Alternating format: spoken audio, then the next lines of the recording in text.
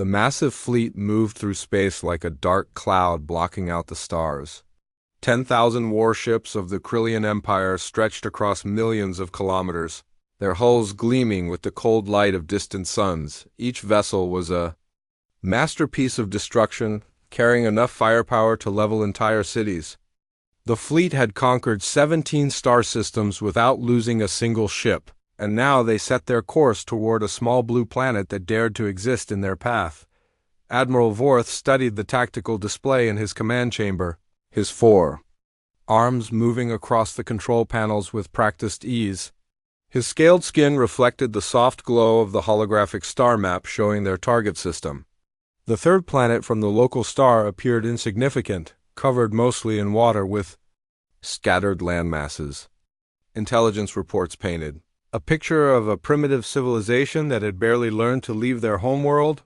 The humans, as they called themselves, used crude chemical rockets to reach their moon and had established only small outposts.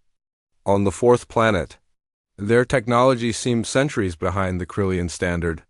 Long-range sensors detected no orbital defense platforms, no energy shields protecting their world, and no signs of advanced weaponry. Most amusing of all, the species appeared to be constantly fighting among themselves, divided into hundreds of separate nations that could barely cooperate on simple trade agreements. Vorth's aide, a young officer named Crix, approached with the latest reconnaissance data. The analysis showed that human military technology relied on primitive projectile weapons and basic energy systems. Their largest warships were small patrol craft that could barely leave their planet's atmosphere.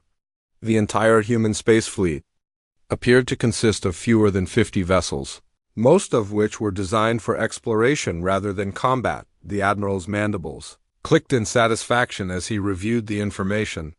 This conquest would be even easier than the last. The Yillian system had fallen in 3 hours. The Borthak colonies had surrendered without firing a shot. The proud warrior race of Cathra had lasted exactly 47 minutes against the Krillian fleet. Now Earth would join the growing list of subjugated worlds that serve the Empire. The invasion plan was simple and had worked flawlessly on every previous target. The fleet would approach the planet and broadcast the standard surrender demand. When the locals inevitably refused, as primitive species always did, the Krillians would demonstrate their power by destroying a few military installations. After witnessing the futility of resistance, planetary leaders typically capitulated within hours. Those who continued to fight would be eliminated, and the survivors would be relocated to labor camps where they could serve the Empire's needs. Vorth activated the fleet-wide communication system, his voice reaching every ship in the Armada. The invasion would proceed according to standard protocol. The first wave of 500 ships would establish orbital superiority while the second wave prepared for planetary bombardment. Ground forces would only be deployed after all human military assets had been neutralized. The Admiral expected the entire operation to be completed within a single rotation of the target planet. As the fleet passed through the outer edges of the solar system, sensors detected the expected signs of a developing civilization. Mining operations in the asteroid belt, communication satellites around the inner planets, and what appeared to be research stations scattered throughout the system. The humans had been busy in their small corner of space, but their efforts seemed focused on scientific endeavors rather than military preparation. The fourth planet, which humans called Mars, showed signs of extensive terraforming projects. Atmospheric processors worked to thicken the thin air while massive construction sites dotted the surface. The Krillians had seen similar efforts on other worlds, primitive attempts to make hostile environments suitable for organic life. It was an inefficient process that demonstrated the species' limited understanding of planetary engineering. Intelligence reports indicated that humans had been aware of other intelligent life in the galaxy for several decades. Radio telescopes searched the stars for signals while space probes carried messages intended for alien civilizations. Yet, despite knowing they were not alone, the species had made no apparent effort to develop adequate defenses. Their naivety would be their downfall. The Admiral received updates from his scouts as they moved deeper into the system. Human communication networks buzzed with activity, but the transmissions seemed to focus on scientific data and civilian concerns rather than military preparations. A few government channels showed increased activity, suggesting that Earth's leaders were finally becoming aware of the approaching threat. It was far too late to matter. Vo Arth ordered the communication array to begin preparing the surrender demand. The message would be broadcast in the local languages, offering the humans a chance to avoid unnecessary destruction. Few species accepted the offer, preferring to fight hopeless battles rather than acknowledge the inevitable. The Krillians had learned to expect such foolishness from primitive civilizations. The fleet's formation began shifting as they approached the inner system. Heavy cruisers moved to the front while support vessels took positions at the rear. Fighter squadrons prepared for deployment, their pilots eager for combat after the long journey through empty space. Weapon systems across the armada hummed to life, charging capacitors and aligning targeting sensors. As the massive fleet drew closer to Mars, Admiral Vorth felt the familiar satisfaction that came before each conquest. Soon another world would bow before Krillian might, and the Empire would grow stronger.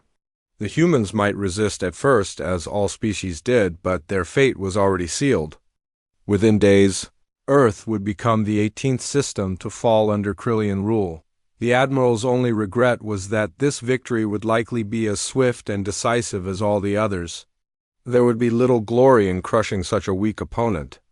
But the Empire's expansion could not be slowed by sentiment. The Krillian fleet continued its approach toward the blue planet, confident that they carried overwhelming force against a defenseless target. The humans would learn, as so many species before them had learned, that resistance to the Empire was futile. Deep beneath the Swiss Alps, the Global Defense Council chamber hummed with quiet activity as representatives from every nation on Earth gathered around a massive circular table. The room had been built 50 years earlier as part of a secret international project, its walls lined with screens displaying real-time data from observation posts across the solar system. General Rodriguez sat at the head of the table, her weathered face showing no emotion as she reviewed the incoming reports from their deep space monitoring stations. Dr. Williams entered the chamber carrying a data tablet, his usually calm demeanor replaced by urgent concern. The astrophysicist had spent his entire career preparing for this moment, working with teams of scientists and military planners who had dedicated their lives to a single goal. The alien fleet approaching their system was exactly what they had been watching for. Though its size exceeded their worst-case projections, the first transmission from the Krillian fleet arrived at 14:23 Greenwich Mean Time, BROADCAS, across multiple frequencies and dozens of human languages. The message was brief and direct, demanding complete surrender within 72 hours. Any resistance would result in the total destruction of human civilization. The aliens claimed to represent a vast empire that had conquered 17 star systems, each falling within days of their arrival. Rodriguez activated the secure communication link that connected every major military installation on Earth. Similar chambers in Moscow, Beijing, Washington, London, and New Delhi received the same alert simultaneously. The Global Defense Council had been established decades earlier as a secret international organization designed to coordinate humanity's response to exactly this scenario. While the world's governments continued their public disagreements and political theater, military leaders and scientists had been working together in complete secrecy. The alien ultimatum spread across the chamber's main display screens, translated into every major human language. Dr. Williams provided a technical analysis of the transmission, noting the advanced communication technology and the specific threats contained within the message. The Krillians had clearly studied human civilization and understood their languages, suggesting they had been observing Earth for some time before deciding to attack. General Liu from the Asian defense sector reported that deep space sensors had detected the alien fleet 3 days earlier, its massive energy signature impossible to miss.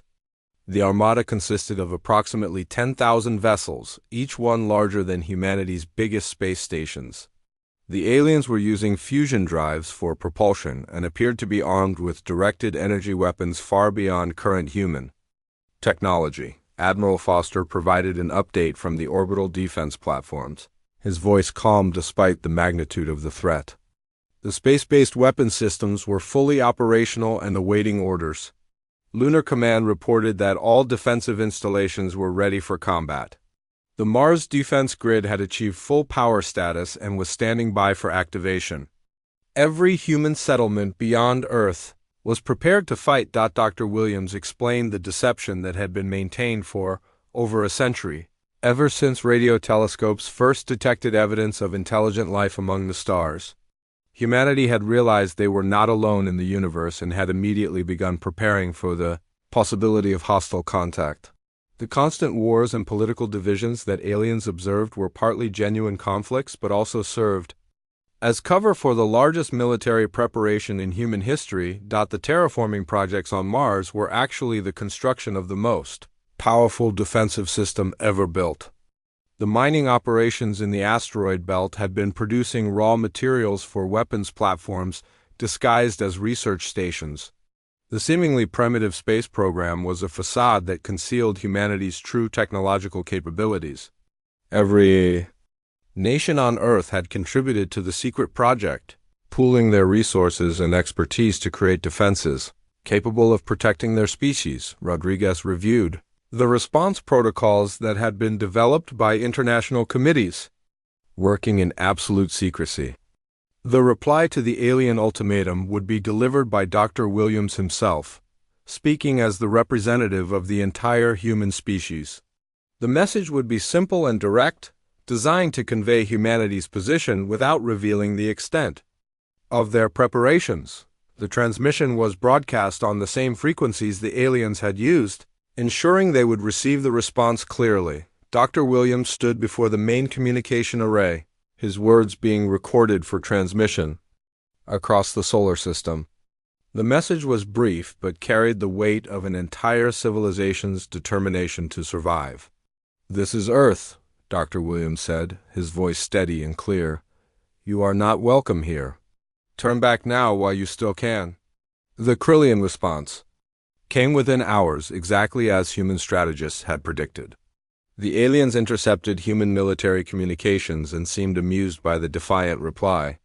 Their follow-up transmission mocked humanity's primitive technology and warned that resistance would only increase their suffering. The aliens had detected what appeared to be a small defensive fleet gathering near Earth, perhaps 200 vessels at most. Admiral Foster smiled grimly as he reviewed the alien intelligence reports.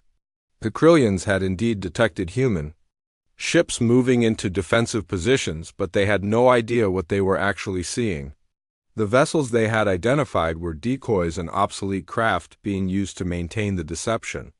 The real human fleet remained hidden, using advanced stealth technology that made them invisible to alien sensors. General Rodriguez activated Protocol 7, the final phase of humanity's defensive preparations. Military installations across the solar system received coded orders to begin moving into position. The secret weapons platforms scattered throughout the system powered up their main systems while maintaining their disguises as civilian infrastructure. Mars Defense Command reported ready status on all primary weapon systems. The aliens continued their approach toward Earth, confident in their overwhelming numerical advantage. Krillian communications intercepted by human listening posts revealed their battle plans and tactical assessments. The invaders expected to crush human resistance within hours, never suspecting that they were flying into the most sophisticated trap ever conceived by intelligent beings. Dr. Williams returned to his station as the Global Defense Council began its final preparations. Humanity had spent over a century preparing for this moment, building weapons and defenses that existed far beyond what any alien species had observed. The Krillians were about to discover that appearances could be deceiving and that sometimes the prey was far more dangerous than the predator. The die was cast, and Earth waited for the approaching storm. Lieutenant Commander Anderson floated in the observation dome of Mining Station Omega-7, watching the distant stars through the transparent aluminum viewport. To any external observer, the facility appeared to be nothing more than another asteroid processing plant, one of hundreds scattered throughout the belt between Mars and Jupiter. The station's exterior was deliberately scarred and pitted, designed to look like it had been operating for decades in the harsh environment of space. The Krillian fleet had passed the outer solar system 3 hours earlier, their massive formation clearly visible even at extreme range. Anderson's console displayed tracking data from sensor networks hidden throughout the system, each one disguised as defunct satellites or space debris. The alien armada was impressive in its size and organization, moving with the confidence of a force that had never tasted defeat. The mining station's true nature became apparent only when Anderson activated the combat protocols. Hidden panels slid away from the facility's core, revealing the barrel of a railgun that stretched nearly 2 kilometers in length. Similar weapons emerged from dozens of other installations throughout the asteroid belt, each one carefully positioned to create overlapping fields of fire. The Krillians had walked into a killing ground without realizing it. Anderson received the activation signal from Mars Command exactly on schedule. The aliens were approaching Jupiter's orbit, following the most direct route toward Earth. Their sensors had detected the asteroid belt installations but classified them as civilian infrastructure, exactly as human planners had intended. The deception had taken decades to establish and maintain, requiring thousands of personnel to live and work in genuine mining operations, while secretly constructing the most extensive defensive network in known space. The first volley came from Station Alpha 12, positioned near the belt's outer edge. The railgun fired a tungsten projectile at 12% of light speed, the round invisible to conventional sensors as it crossed millions of kilometers in seconds.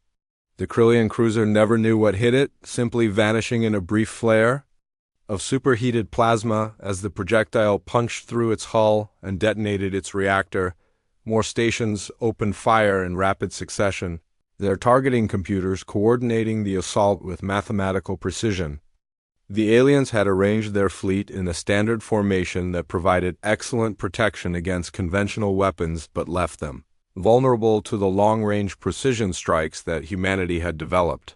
Each shot was calculated to maximize damage while minimizing the chance of detection until it was too late. The Krillian response was immediate but confused. Admiral Vorth's fleet began evasive maneuvers while trying to locate the source of the attacks. Their sensors detected energy signatures throughout the asteroid belt, but the readings seemed to come from everywhere at once.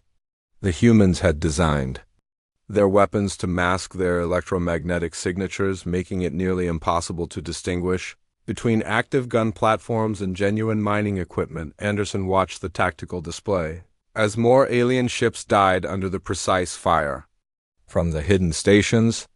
The Krillians were learning quickly, adjusting their formation and deploying countermeasures against the railgun strikes. But for every defensive tactic they employed, the humans had already developed a counter. The asteroid belt had been turned into humanity's first line of defense, designed to inflict maximum casualties while revealing as little as possible about Earth's true capabilities. The battle continued for 3 hours as the Krillian fleet fought its way through the asteroid field. The aliens began targeting anything that looked remotely artificial, destroying genuine mining stations along with the hidden weapons platforms. Anderson's facility took a direct hit from a particle beam, but the station's real mining equipment absorbed most of the damage while the concealed railgun continued firing from its protected position deep within the asteroid's core. By the time the Krillian fleet cleared the asteroid belt, they had lost over 1,000 ships to what appeared to be automated defenses. Admiral Vorth was forced to acknowledge that human technology was more advanced than initial intelligence had suggested. The mining stations had demonstrated both sophisticated targeting systems and weapons capable of penetrating advanced alien shielding. Yet the Admiral consoled himself with the knowledge that these were clearly fixed installations, unable to pursue his fleet as it moved toward the inner system. The real shock came when sensors detected Massive energy signatures emerging from what the Krillians had believed to be derelict space stations near Jupiter. The giant planet's orbit was home to dozens of facilities that alien intelligence had classified as research outposts and fuel depots. As the Krillian fleet approached, these installations began moving under their own power, revealing themselves to be fully operational shipyards. Anderson's console displayed the deployment of humanity's hidden fleet, as hundreds of warships emerged from concealed docking bays throughout the Jovian system. Each vessel was larger and more heavily armed than anything in the Krillian database of human technology. The ships moved with perfect coordination, their formations suggesting decades of training and preparation for exactly this scenario. The new human fleet was unlike anything the Krillians had encountered in their previous conquests. Instead of the primitive chemical rockets that alien scouts had observed, these ships used advanced fusion drives that allowed for incredible acceleration and maneuverability. Their hulls were covered in what appeared to be adaptive armor, capable of deflecting or absorbing directed energy attacks. Most shocking of all, the weapon signatures suggested that human military technology had surpassed Krillian standards in several key areas. Admiral Vorth found himself facing a tactical situation that defied all his previous experience. The humans had allowed his fleet to penetrate deep into their system while concealing the true extent of their defensive capabilities. The asteroid belt installations had been a trap designed to weaken his forces while gathering intelligence on Krillian tactics and technology. Now his reduced fleet faced an enemy that appeared to be technologically superior and fighting on familiar ground. The human fleet commander, Admiral Davis, transmitted a single message to the Krillian armada as his ships moved to engage. The transmission was brief and delivered in perfect Krillian military dialect, suggesting that humanity had been studying their enemy far longer than anyone had suspected. The message was simple but carried enormous implications for the alien invasion force. "Welcome to our neighborhood," Admiral Davis said. "We hope you enjoy your stay." The Krillian fleet pressed forward toward Mars, but Admiral Vorth could no longer ignore the growing evidence that his intelligence reports had been completely wrong. Humanity was not a primitive species struggling to reach the stars. They were a highly advanced civilization that had been preparing for interstellar war while maintaining the appearance of technological inferiority. The question now was how many more surprises waited between his fleet and their target. The red planet hung in space like a massive jewel, its surface covered with the geometric patterns of what appeared to be terraforming installations. Captain Torres stood in the primary command center buried 3 kilometers beneath the Martian surface, surrounded by walls of displays showing tactical information from across the solar system. The facility had taken 40 years to construct, its existence hidden from alien observation by the simple expedient of building it inside an extinct volcano. Mars Defense Command was the heart of humanity's defensive strategy, a fortress planet that had been converted into the most powerful weapon system ever conceived. The terraforming projects that alien scouts had observed were real enough, but they served a dual purpose that no external observer could have detected. Every atmospheric processor concealed particle beam generators. Each mining operation hid underground weapon complexes. The entire planet had been turned into a gun pointed at anyone foolish enough to approach. Earth. Torres reviewed the tactical situation as the reduced Krillian fleet approached Mars orbit. The aliens had lost nearly 3,000 ships fighting through the asteroid belt and the Jovian defense perimeter, but 7,000 vessels remained operational. Their formation showed signs of damage and reduced coordination, yet they still represented enough firepower to sterilize Earth's surface. The admiral commanding the alien fleet had proven himself to be both competent and adaptable. Adjusting his tactics as new threats emerged, the planetary defense grid powered up with a low harmonic that could be felt through the command center's reinforced walls. Fusion reactors buried deep in the Martian crust fed power to weapon systems that stretched across continents. The surface installations that appeared to be terraforming equipment began revealing their true nature as massive gun barrels emerged from hidden positions. What the aliens had taken for civilian infrastructure was actually the most sophisticated military complex in human space. Torres activated the fleet communication system, sending orders to the Mars Defense Fleet that had remained hidden in the planet's shadow. 200 warships moved into position, their stealth systems dropping as they prepared for open combat. These vessels represented the cutting edge of human military technology, equipped with weapons and defenses that surpassed anything the Krillians had encountered. Each ship carried the hopes of an entire civilization that had spent over a century preparing for this moment. The Krillian fleet entered Mars orbit expecting to face token resistance from the planet's small garrison. Instead, they found themselves looking down the barrels of weapons that could vaporize capital ships in seconds. The first shot came from the primary defense cannon located at the planet's north pole, a directed energy beam that crossed the distance between planet and fleet at light speed.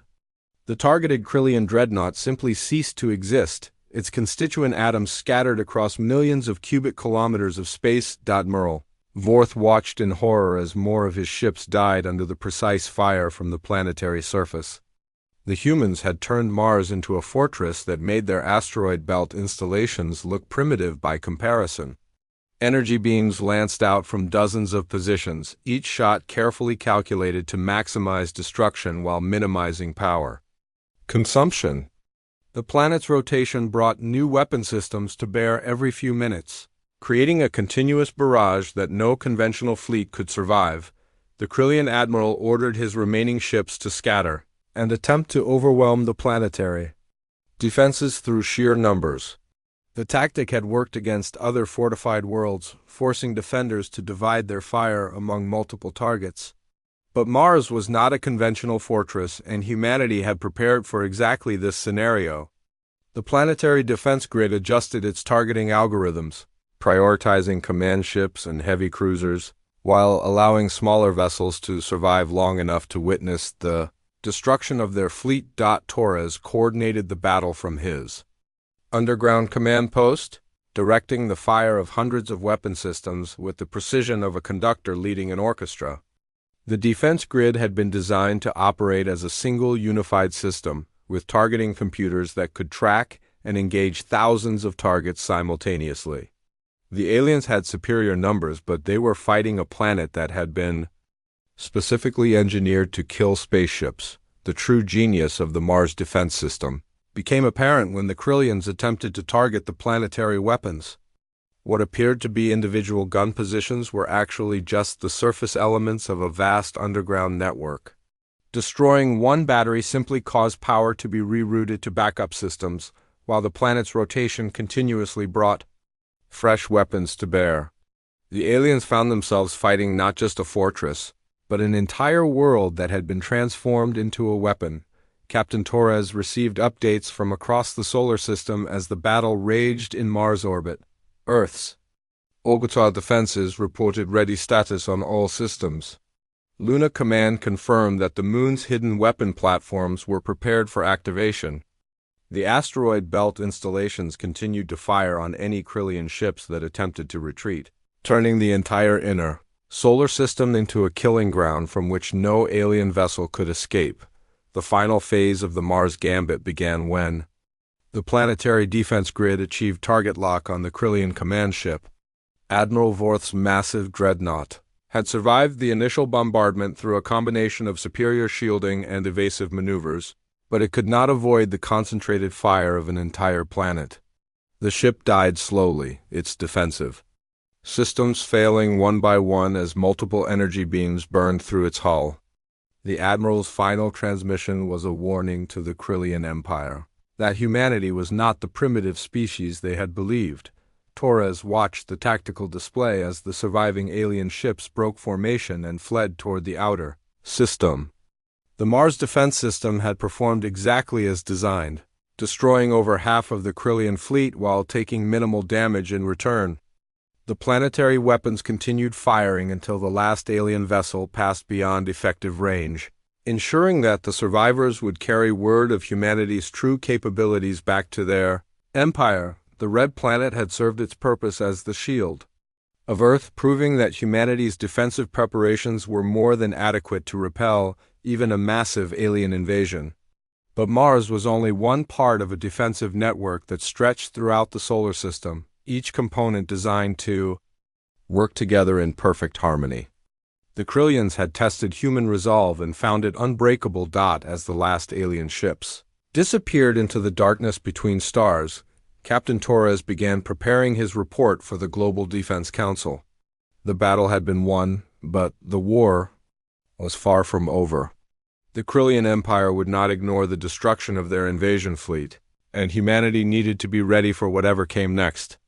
Mars had bought them time, but time was only valuable if it was used wisely. The red planet continued its eternal orbit around the sun, its surface scarred by the evidence of the greatest battle in human history. But beneath those scars lay the promise that Earth would never fall to alien conquest, protected by the determination of a species that refused to surrender their home to anyone.